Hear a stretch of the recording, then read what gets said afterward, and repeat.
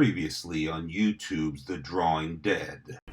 Osmo Pocket low light situations. The player on my immediate left then bets $200. Surprise! Well, that'll end all that.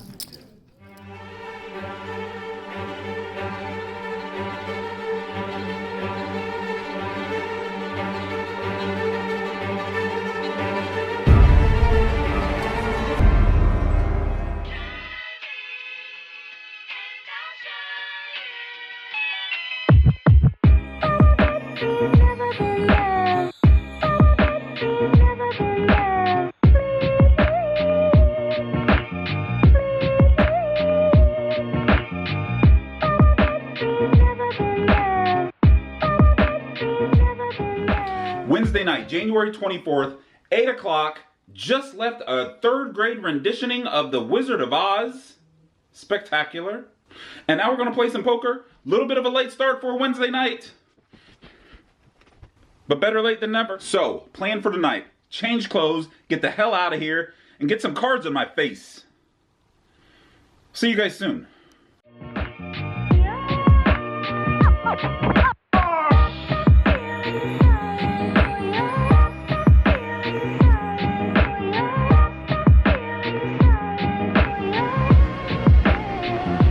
Okay, so here's the deal. It's super cold, I'm outside in a thin ass hoodie for no good reason. I don't know why every January it surprises me that it's cold outside. It's freezing. I had this long thing I was gonna say. Nah, too cold. Too cold, too cold for long soliloquies before I start playing. So let's just get in there and play. And let's make it happen tonight, like I made it happen last night. Good session last night. In for 300, out for a little bit more than 15. Playing 1-2.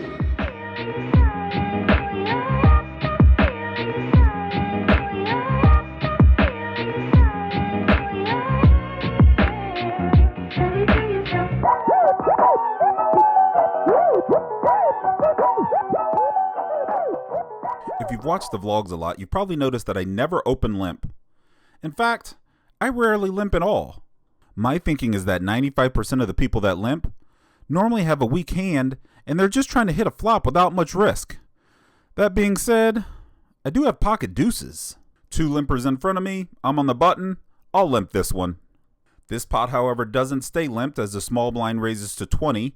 Everyone else folds but me, and we see the flop heads up. Ace 4 deuce with 2 hearts. Obviously a good flop for me, and it should be a good flop for any hand that chose to raise out of the small blind. However, the small blind checks, which means he probably doesn't like the ace. I bet $25 and he comes along anyway. 10 of spades on the turn and the small blind checks again. This doesn't look very promising for winning a big pot. That 10 on the turn does add another straight draw to the board, and I could have let off the gas a tiny bit to allow those straight draws and flush draws to call, but as it is, I bet 55 and he just lets it go.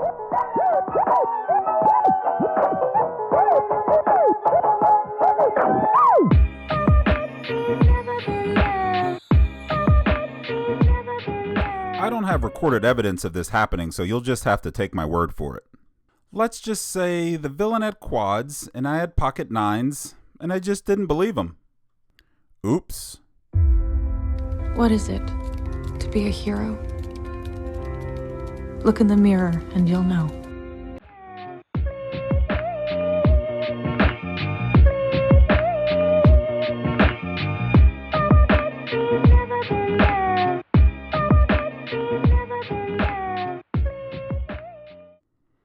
Alright, now we're talking. If there's a hand that's going to get me on the right side of right, it can be these pocket queens. We have 2 limpers and a smallish button raised to 12. We got to get more money in the pot than this, so I decide to make it 60 from the small blind. I'm assuming the big blind will fold and the button will probably call and we'll go to the flop heads up, but then I noticed the big blind hasn't acted yet. What are you waiting for? Oh, he decides to make it 350. 350? What kind of sizing is that? Could that ever be a bluff? Is this player capable of bluffing here? Do you just have ace-king? Wait 1 second. Did I close my garage? I can't lie. I'm utterly confused right now. I'll just fold.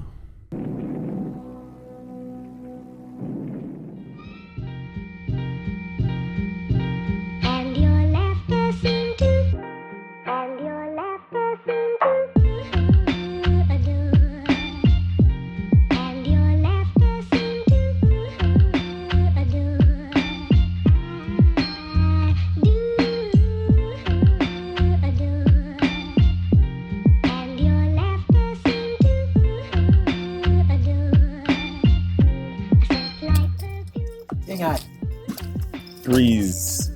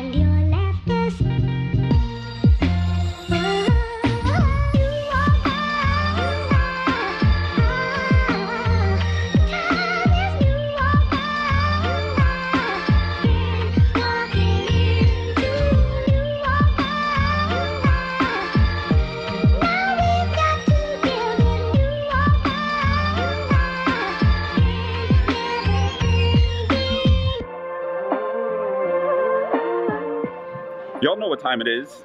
After all these vlogs, I don't have to tell you what time it is. You know what time it is. I will tell you this though, these little talks that we have, they work much better when it's warm outside. Because it's cold as fuck. Alright, so let's get through this thing rather quickly. My game is decent. I'm in the game for $600. I lost $300 to Quad Queens. Should I have lost $300 to Quad Queens? Hell no. I just didn't believe him. I was wrong. Directly following the hand that I lost to Quad Queens, I rebought, I looked down, I pocket queens my damn self. Flop top set, won a little bit. The hand right after that, I looked down at pocket aces. Won a lot more of that hand. So in the two hands following the hand where I gave a guy $300 with Quad Queens, I think I made like $275, so we're still down. But we're not down as much as we would have been down had we not picked up pocket queens and flopped a set and pocket aces and won a pot. Does that make sense? Overall, I think I'm down about 50 bucks. And if you noticed, I didn't stop for long out there because like I said, it's cold and we're getting back into this game and we're probably going to give it 2 more hours. I'm guessing it's 11:30. And then I'm getting out of here. And if you haven't put it together yet, that was your mid-session update. After the mid-session update, I went through a long stretch of picking up playable hands in position, in multi-way pots, and just missing everything. Like in this hand with me holding ace-6 of hearts, 4 people to the flop for $10, and the flop coming king, jack, 7 with no hearts. Not much I can do here. Like I said earlier, this table I've been playing really passively. So when the original raiser in this hand opens to 8, even though previously he had been using standard, more larger raise sizes, I inferred that his hand was probably pretty weak. I elect to attack this weakness by making it 22 with 4-5 suited.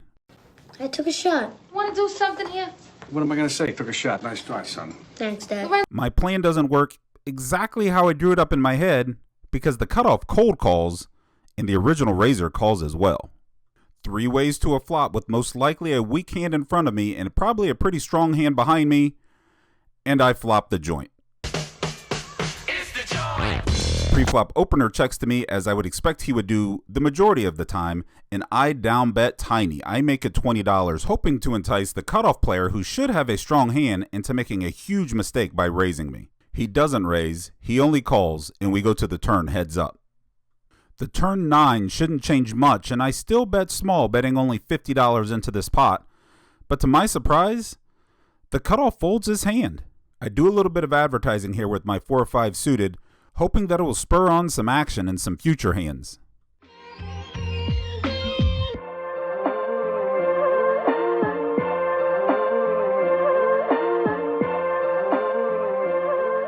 Pocket 3s on the button, and I just feel like I'm going to flop a set. But being honest, I always feel like I'm going to flop a set. The cutoff opens to 12. I call the 12. The big blind also calls the 12, and the under the gun limper, he comes along as well. Ace deuce 4 with 2 spades. There's probably a little bit for everybody here. Action gets checked over to the original raiser, who elects to continue for $22. Me, not deterred and with a gut shot, call the $22, as does the big blind. The under the gun player has had enough and bows out. The king of spades on the turn dashes all of my dreams, and when the action gets checked over to the original raiser, he bets $50. That's my cue to exit this hand.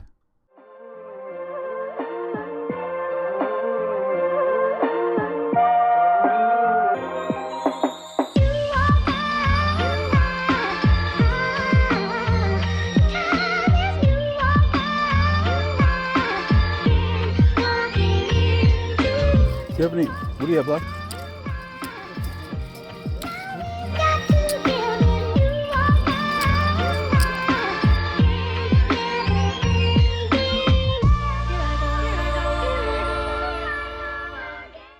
I can't keep missing flops. This is just getting insane at this point. Okay, ace 3 of diamonds, an $11 open in front of me. That's very reasonable. 2 people call behind. 4 ways to the flop. Let's go. Let's do this. Queen, queen, queen. Well, yeah, that's about right.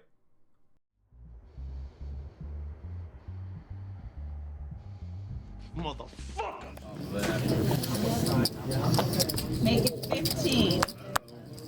Girl here that broke me a while ago. Finally, a hand that prints money. There's a $7 straddle, and I look down in the big blind at ace king offsuit. I elect to make it 20 and only get called by the hijack, who at this point has called most things. 5, 6, 7 with 2 hearts. That doesn't do much for my hand, and I elect to check. Hijack fires a bet of $20 into the pot, but she's acting all squirrely about it. Something just doesn't feel right. I call. A 10 of spades on the turn. That doesn't change an awful lot of anything, and I check it over to her again. She nervously picks up $55 worth of chips and slides those into the middle, and I'm just not believing this story. Queen of diamonds on the turn, and I'm left with ace high, and I really can't beat anything here. Can I? What do we got? Ace high. Ace queen. Well, on the bright side, my instincts were right.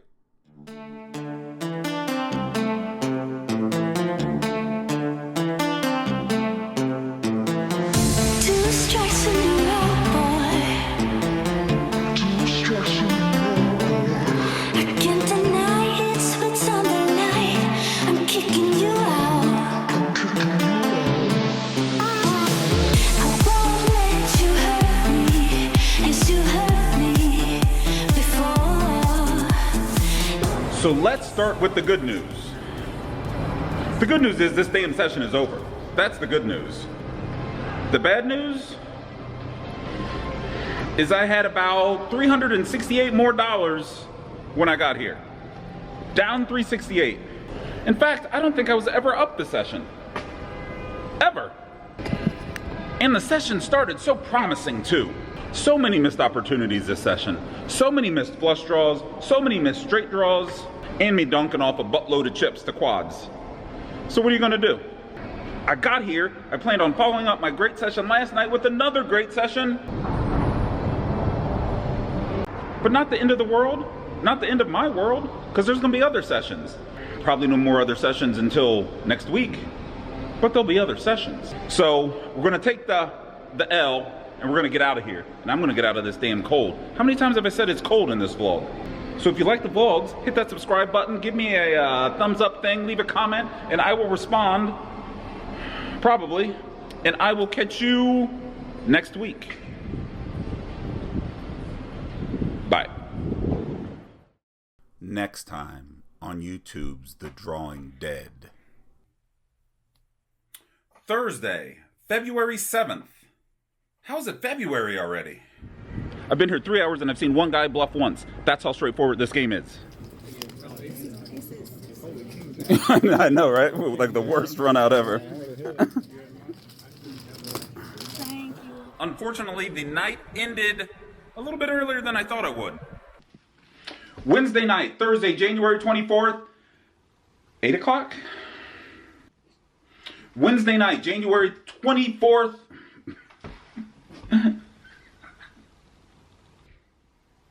But hey, better late than never.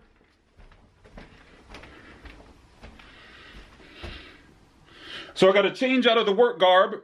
Then we're up to the Poker Palace, Hollywood, Ameristar, maybe Lumiere. I don't know.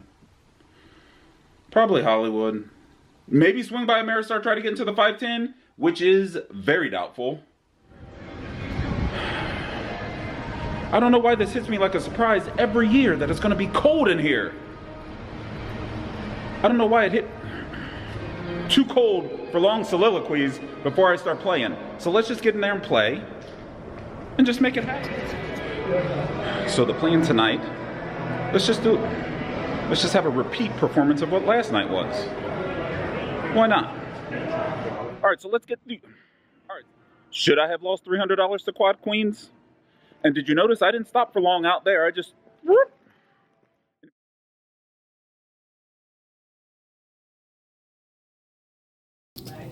You didn't believe me. You were right. I know. I was just going to let you keep betting at it, to be honest with you. I got here. I planned on following up my... Probably more than... So hey, if you like the vlogs... So if you like the vlogs, hit that subscribe button. Leave me a... How long have I been saying this and I can't say it? And I will probably respond. Probably. Cause when he hits Vegas, the boy stays mixing it up. Higher stakes like filet mignon.